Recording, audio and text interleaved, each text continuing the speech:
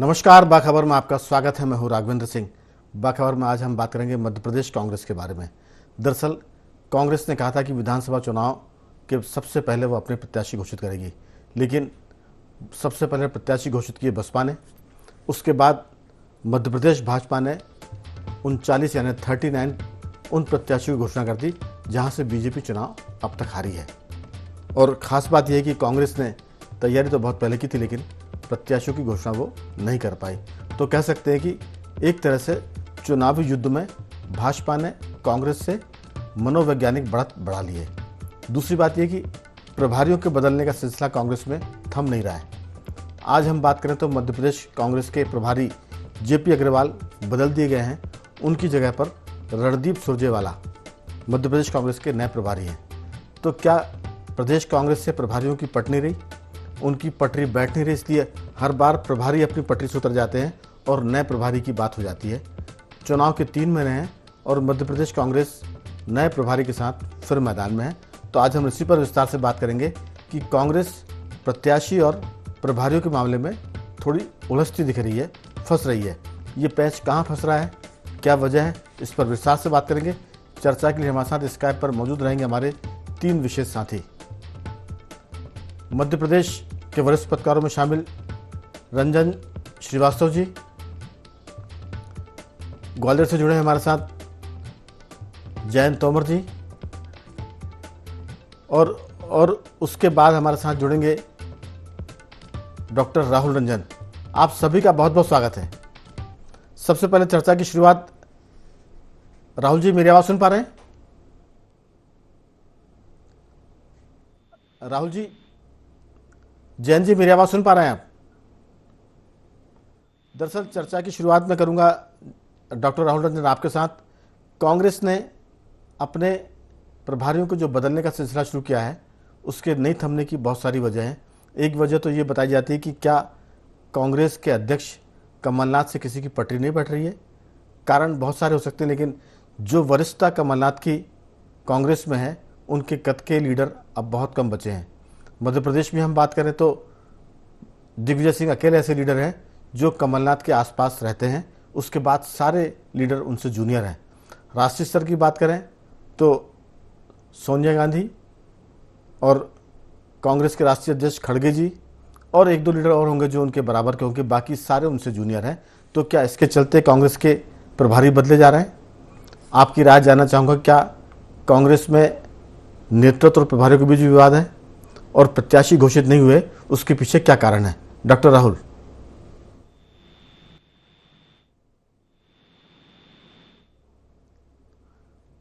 राहुल जी मेरी आवाज सुन पा रहे हैं?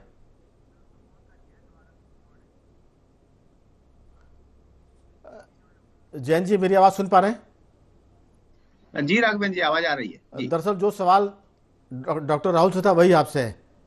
क्या लगता है कि कांग्रेस के प्रभारी और पीसीसी चीफ के बीच में कुछ पटरी नहीं बैठ रही है?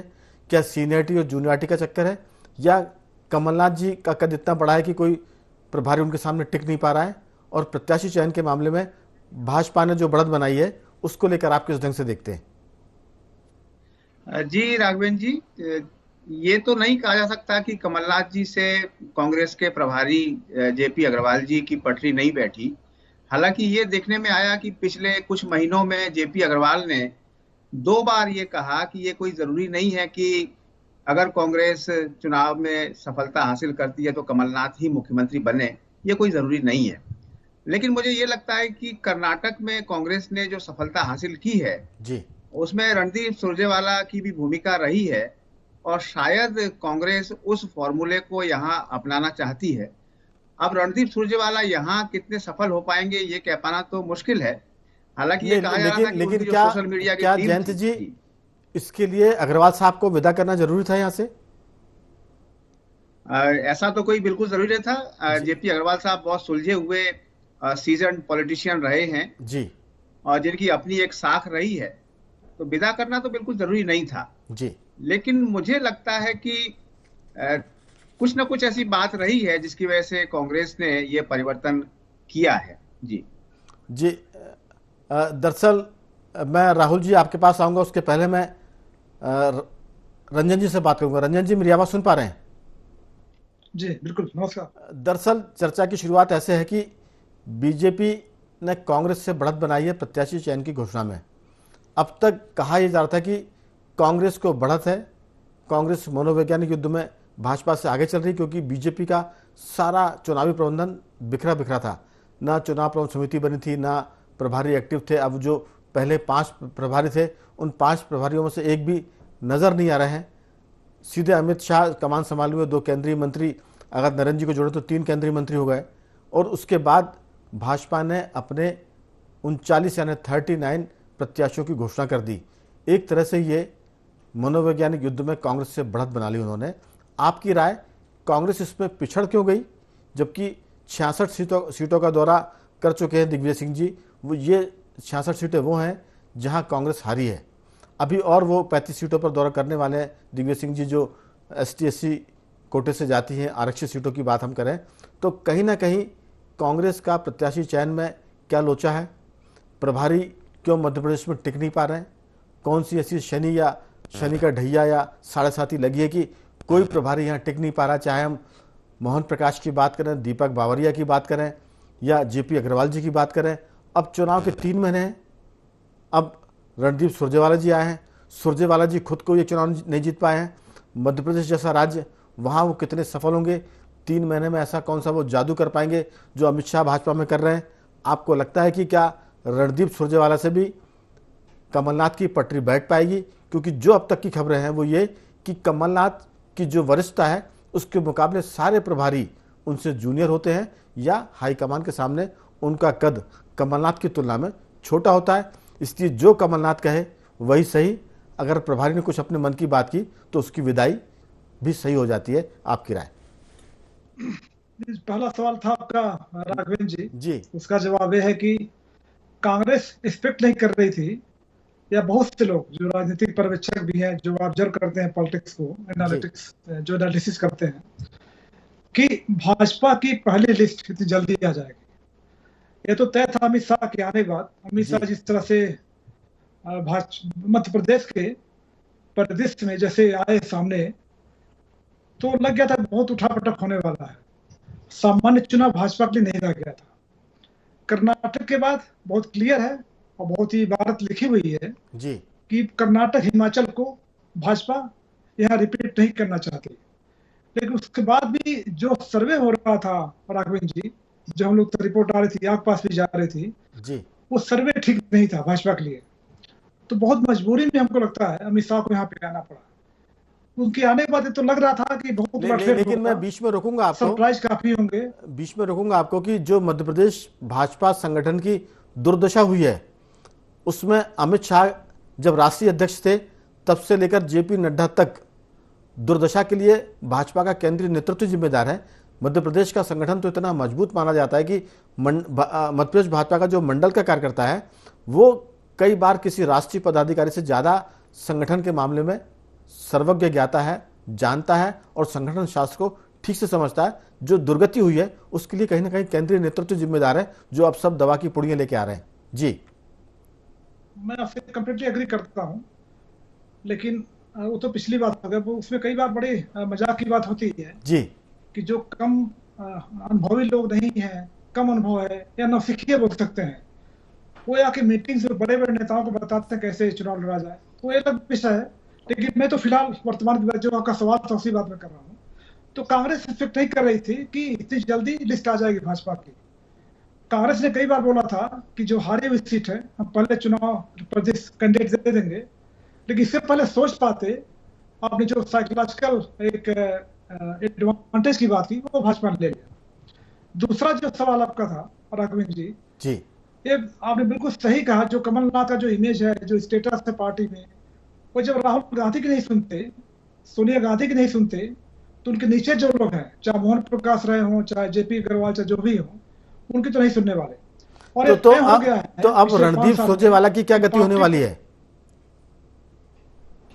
नहीं, वहां भी ये हालत होगी। रणदीप सुरजेवाला को एडजस्ट करना पड़ेगा कमलनाथ के हिसाब से। जी, आगे आपको क्या लगता है कि कांग्रेस अपने प्रत्याशी चयन के मामले में अब क्या कोई जल्दी से सूची जारी करेगी? क्योंकि एक बात तो तय मानी जा रही है कि सूची तो उनके यहाँ बनी हुई होगी, ऐसा नहीं कि उसके लिए बहुत होमवर्क करना पड़ेगा। अब चूंकि भाजपा ने आज सूची जारी कर दी है, तो क्या ऐसी अपेक्षा, ऐसी उम्मीद या ऐसा अनुमान है कि कांग्रेस भी अपनी सूची को जल्दी जारी करेगी, भले ही वो 66 उन सीटों की बात करें जहां वो बीजेपी से हारती आई है? अभी जो 39 सीट जहां पे भाजपा ने घोषित किया है जी। अब कांग्रेस दोबारा विचार करेगी, इसमें और टाइम लगने वाला है, क्योंकि एडवांटेज जैसा आपने कहा वो बीजेपी ले गई है 39 सीट पे एटलीस्ट। उसमें ग्वालियर चंबल भी है, बुंदेलखंड भी है, सेंट्रल भी है।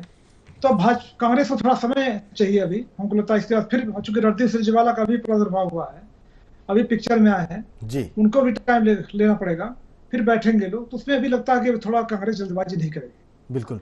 डॉक्टर राहुल, कांग्रेस के भीतर इस बात की चर्चा बहुत जोरों पर थी कि वो अपने प्रत्याशियों की सूची भाजपा से पहले जारी कर देगी, लेकिन बाजी बीजेपी ने मार ली।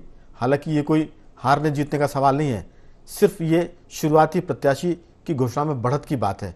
अगर हम ऐसी बात करेंगे तो शायद बीएसपी ने ज़्यादा बढ़त ले ली, क्योंकि उसने तो एक हफ्ते पहले घोषित कर दी थी। लेकिन यहाँ जो मुख्य प्रतिद्वंदी दल हैं जिनमें टक्कर होने वाली, वो कांग्रेस और बीजेपी है। आपको लगता है कि एक तरह के मनोवैज्ञानिक युद्ध में बीजेपी ने बढ़त बनाई है और कांग्रेस प्रभारी चयन में उलझी हुई है? नए प्रभारी आए हैं, वो समझेंगे अभी कि क्या स्थिति क्या नहीं है। कमलनाथ जी से वो बातचीत करेंगे, दिग्विजय सिंह से चर्चा करेंगे, उसके बाद सूची होगी, क्योंकि अब उनको प्रत्याशी उतारने पड़ेंगे भाजपा के प्रत्याशी के मुकाबले की। भाजपा का प्रत्याशी किन मुद्दों पर प्लस कर रहा है, किन मुद्दों पर माइनस है, कहाँ जातिगत समीकरण है, कहाँ क्षेत्रीय समीकरण है। आपको लगता है कि थोड़ा सा कांग्रेस पिछड़ गई है? जी, आप पिछड़ने और आगे निकलने का कोई सवाल पैदा होता ही नहीं। पहली चीज तो हम सुरजेवाला के बारे में जो मुझे खबर है जी। वो खबर ये है कि लोकसभा चुनाव के लिए इनको मीडिया की जिम्मेदारी दी गई है। विधानसभा क्षेत्र से और विधानसभा चुनाव से इनका लेना देना नहीं होगा। तो ये मामला तो बिल्कुल अलग है कि कोई प्रभार के रूप में वो आए हैं, मीडिया संभालने के लिए आए हैं, वो भी लोकसभा चुनाव के लिए तैयारियों के तहत उनको भेजा गया है। तो कमलनाथ से उनका जो भी है वो मतभेद वाली स्थितियां नहीं बन रही, जहां तक मुझे खबर है। जी। जहां तक मेरी खबर है कि सुरजेवाला जो है लोकसभा चुनाव की मीडिया मैनेजमेंट को देखेंगे मध्य प्रदेश में, जी, है ना। तो विधानसभा चुनाव से निकाल दीजिए। अब जहां तक जीतने और हारने वाली बात हो गई कि भारतीय जनता पार्टी की पहली सूची आ गई है और कांग्रेस की सूची नहीं आई है। हम आपको बताएं कि कांग्रेस की सूची, जहां तक मुझे खबर है कि कांग्रेस की सूची लगभग तैयार, पहली सूची तैयार हो चुकी है और कांग्रेस इंतजार कर रही थी कि भारतीय जनता पार्टी अपनी सूची जारी कर दे तो उसमें हम संशोधन करके नई सूची, अपनी पहली सूची जारी कर दे। तो मुझे जहां तक अंदाजा है, जो खबर है, कि वो 2 दिन या 3 दिन के अंदर कांग्रेस की भी आपको सूची दिखाई दे जाएगी। सबसे बड़ी बात यह है कि भारतीय जनता पार्टी ने जो सूची जारी की है वो उन क्षेत्रों के सीट के लिए जारी की है जहां भारतीय जनता पार्टी को ये लग रहा था कि उसकी स्थिति थोड़ी डमाडोल है। तो वो डमाडोल वाली सीट को उन्होंने अभी घोषित कर दिया है। तो अब इससे ये हुआ कि भारतीय जनता पार्टी के पत्ते कांग्रेस के सामने खुल गए और कांग्रेस को थोड़ा सा मौका मिल गया। आप इसको उसकी मानसिक स्थिति से नहीं देखें कि उनका मनोबल बढ़ गया या मानसिक रूप से मतलब चित्त कर दिया पट्टी, यहां नहीं हुआ है। ये तो चौसर है, शतरंज है राजनीति की, जिसने जैसी बिछाई, जो पहले सहमात का खेल चल रहा है पूरा। अब भारतीय जनता पार्टी भी इंतजार करेगी कि जब तक कांग्रेस दूसरी लिस्ट जारी नहीं कर देगी तब तक भारतीय जनता पार्टी की लिस्ट आपको दिखाई नहीं देगी। तो ये तो रणनीति का एक हिस्सा है। इससे ये फायदा हुआ, कांग्रेस को फायदा हुआ, भारतीय जनता पार्टी को भी ये फायदा होगा, क्योंकि ये फाइनल सूची नहीं है, इसमें परिवर्तन किया जा सकता है अंतिम समय। अब भारतीय जनता पार्टी देखेगी कि जो कमजोर सीट थी, जहां हमें हारने की संभावना थी, वहां हमने प्रत्याशी घोषित कर दिए। यदि दमदार प्रत्याशी कांग्रेस का वहां उतारा जाता है तो भारतीय जनता पार्टी के पास भी सेकंड सूची तैयार है, क्योंकि वो उनके पैनल में 2 आदमी और 3 आदमी होते हैं, ये नहीं तो दूसरा, दूसरा नहीं तो तीसरा। उन्होंने जो सूची जारी की है वो नंबर 3 की जारी की है। अभी उनके पास 2 और हैं। आप ये छोड़ दीजिए कि आप उनके पास में तीर निकल गया, उनके पास 2 तीर और बचे हुए हैं। तो वो 2 तीर का इस्तेमाल अंतिम समय तक भारतीय जनता पार्टी करेगी, छोड़ेगी नहीं, क्योंकि जंग जीतने की पूरी तैयारी में है भारतीय जनता पार्टी और किसी भी सूरत में नहीं चाहेगी कि एक एक प्रत्याशी इस समय महत्वपूर्ण है भारतीय जनता पार्टी के लिए, क्योंकि 18-19 साल तक, एक 2 दशक तक शासन करने के बाद में कोई ऐसे ही सिंहासन क्यों छोड़ देगा, सत्ता क्यों छोड़ देगा। तो जीवन मरण का है, कांग्रेस के पास में जीवन मरण का सवाल नहीं है। एक बार चुनाव जीत चुके हैं, 15 महीने रह चुके हैं, जीत जाएंगे तो दोबारा आ जाएंगे।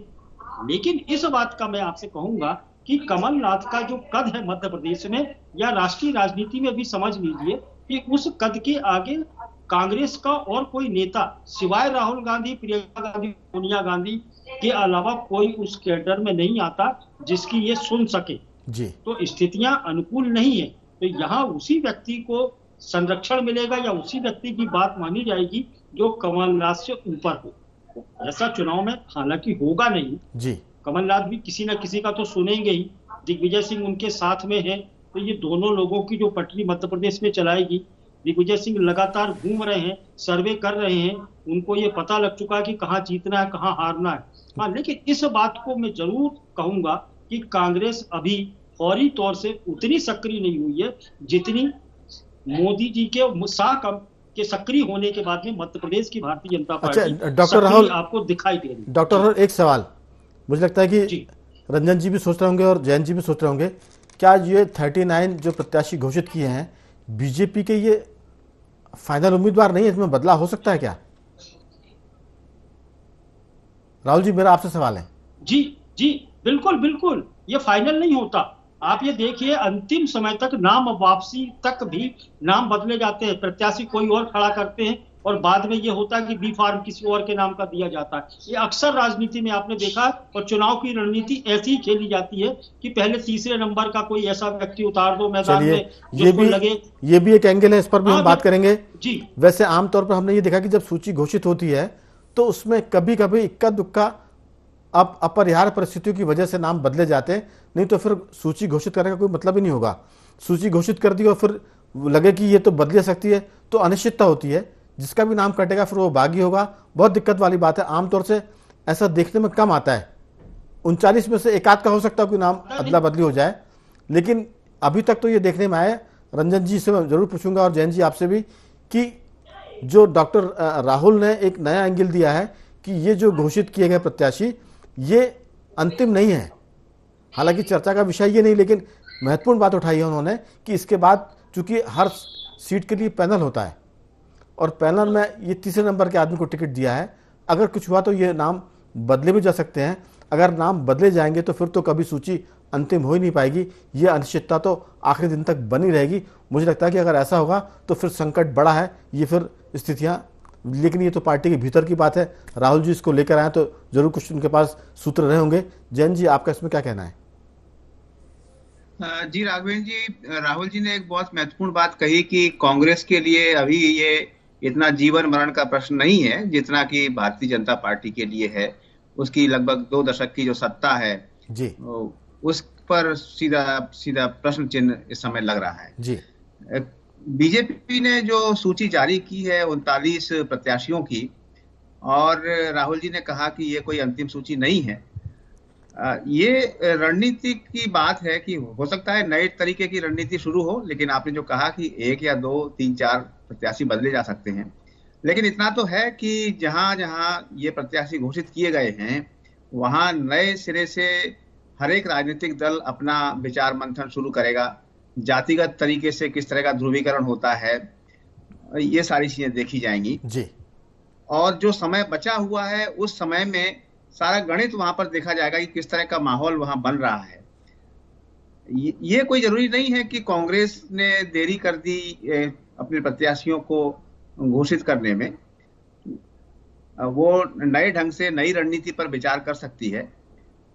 लेकिन प्रत्याशी ये चर्चा का विषय इसलिए बन रहा है, मेरा सभी साथियों से कहना है कि डॉक्टर रंजन जी से भी मेरा ये सवाल रहेगा कि कांग्रेस ने कहा था कि हम पहले प्रत्याशी घोषित करेंगे, तो हर युद्ध में एक मनोविज्ञान युद्ध भी होता है, उसमें अफवाहें भी होती है, उसमें कई बार सच्ची झूठी बातें भी की जाती है, कई बार बहुत सी चीज़ें की जाती है। तो उस नाते एक मनोवैज्ञानिक बढ़त बीजेपी ने कांग्रेस से ले ली है अचानक प्रत्याशी घोषित करके। और जहां तक मुझे जानकारी है, हो सकता है कि जानकारी तो गलत भी हो सकती है, मेरी सही भी, लेकिन आमतौर से पार्टियां जब प्रत्याशी घोषित करती है तो वो अंतिम ही होते हैं। एक आध दो कभी बदल सकते हैं। अगर ये संभावना रहेगी तो कभी भी जो जिसका नाम घोषित हुआ है वो मैदान में काम कैसे कर पाएगा? उसको तो लगेगा कि मेरा नाम बदल सकता है। तो हमने जो तजुर्बा है वो ये कि ये घोषित 39 प्रत्याशियों में शायद ही कोई एक आध बदला जाएगा। ये एक आध दो बदल सकते हैं, ये संभावना तो हमेशा रहती है। डॉक्टर राहुल जी, सवाल ये है कि बीजेपी ने जो बढ़त हासिल की है, मैं बार बार बढ़त पर चीज जोड़ दे रहा हूं क्योंकि कांग्रेस का दावा था कि हम प्रत्याशी घोषित करेंगे। आपने खेल में बढ़त बनाई।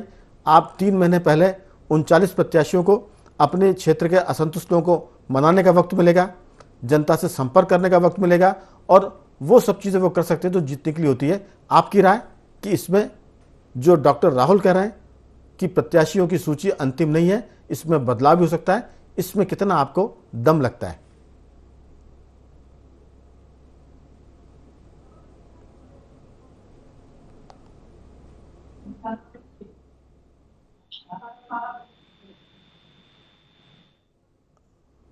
राहुल जी आपकी रंजन जी आपकी आवाज नहीं आ रही। जी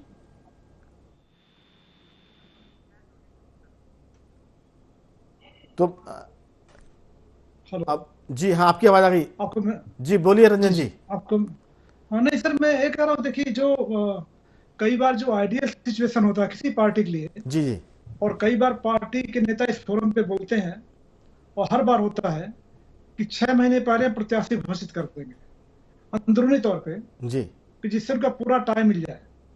हर विधानसभा क्षेत्र में देखा जाए तो एवरेज 200 से 250 गांव हैं, या शहर का क्षेत्र कितने वार्ड हैं, जी तो बहुत बड़ा एरिया होता है।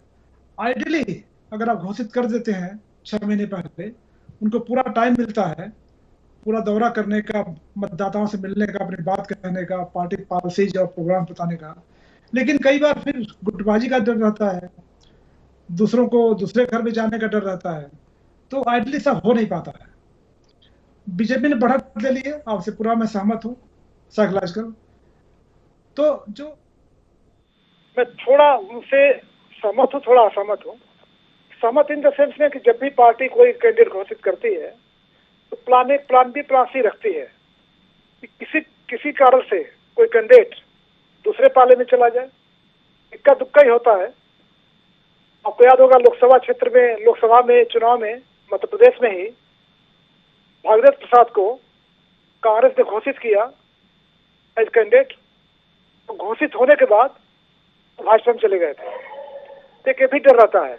जी तो पार्टी हमेशा प्लान सी रखती है, या कोई और कई दूसरे मुद्दे आ गए, जातिगत मुद्दे हैं या कोई बड़े मुद्दे हैं, किसी के नाम पे कंट्रोवर्सी हो जाए, कोई स्कैंडल आ जाए, तो लेकिन मैं ये मानता हूँ कि पार्टी जब घोषित करती है किसी कैंडिडेट का नाम, वो सोच विचार के, बिल्कुल रिसर्च करके, आगे पीछे सोच के, जातिगत जो ध्रुवीकरण है, पार्टी के अंदर जो लाभिज्म जो हो सकता है, डैमेज हो सकता है, जो डिसकंटेंट फोर्सेज हैं वो क्या कर सकते हैं, सब कुछ सोच करती है। बिल्कुल। तो मैं ये मानता हूँ कि बहुत बदलाव जो होगा बहुत ही ऐसी परिस्थिति होगा जो बहुत ही असंभावी होगा। बिल्कुल। आमतौर से रंजन जी, आमतौर से बीजेपी और कांग्रेस जब सूची घोषित करती है तो उसको अंतिम माना जाता है, और इक्का दुक्का तो बदलाव कभी भी संभावना रहती है, वो कर सकते हैं। लेकिन राहुल जी का एंगल नया है इस पर कि उनके पास, उन्होंने कहा कि 3 नाम होते हैं पैनल में और 3 के बाद ये तीसरा नाम है, 2 नाम अभी और बाकी है, तो ये एक नई चीज़ होगी। लेकिन मैं इससे थोड़ा सा सहमति मेरी नहीं है। मेरा मानना है कि ये अंतिम है। 39 में से एक आध बदले जा सकते हैं, 38-39 यही लोग रहेंगे और इसमें कोई बदलाव की संभावना दूर दूर तक नजर नहीं आती। कांग्रेस भी करेगी तो उसकी भी ये स्थिति होगी।